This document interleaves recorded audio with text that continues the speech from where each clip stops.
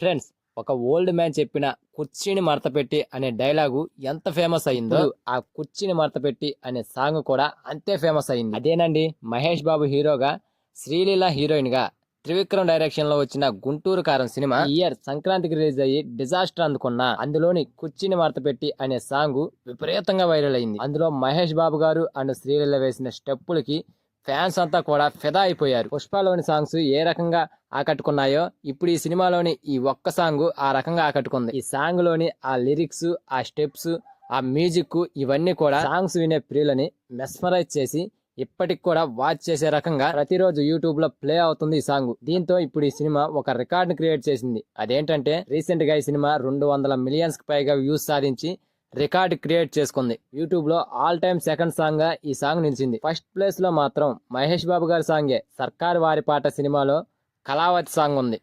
ఈ సాంగ్ కూడా అప్పుడు ఒక ఊపు ఊపిందిలే. కానీ ఈ సర్కార్ వారి పాట సినిమా కూడా పెద్దగా ఆడియన్స్ ఆకట్టుకోలేకపోయింది.